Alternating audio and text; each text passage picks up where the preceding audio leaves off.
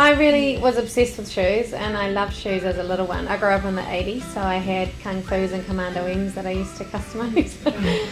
But my first job after school was at a shoe store, which I loved, and I guess I became obsessed with the technology. Like, it was quite a technical trade, and you can't study it in New Zealand, so I was really challenged to pursue it because it wasn't the easy path. I'm all about education because I think it makes you a braver, more worldly person. Nothing better than having experience on the job as well. Is very much an important balance because you learn a lot quicker. You learn the hard way a lot quicker. So is networking being quite an important part of business for you?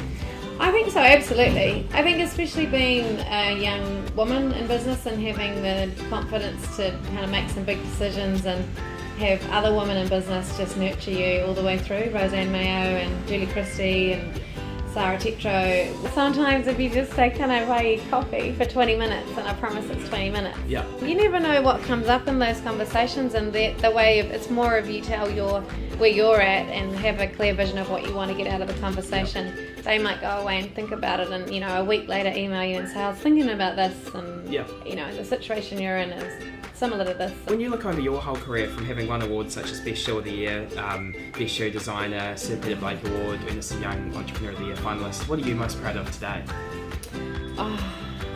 Beyonce getting a pair of shoes. Yeah. It was so cool because really awesome, we base our brand vision on who is Kathryn Wilson as if she was a person as the brand, what does she do and what does she represent, and we had meetings with our advisory board about how it represents success and power, and you put the shoes on and you feel like you can own the world and you walk taller and you're brave and that was all about who is she. It's like, well, she's Beyonce, she's supportive and she's encouraging to other women and she's successful but she's homely. And so when she was coming to New Zealand, I was so obsessed with how am I going to get shoes in front of her.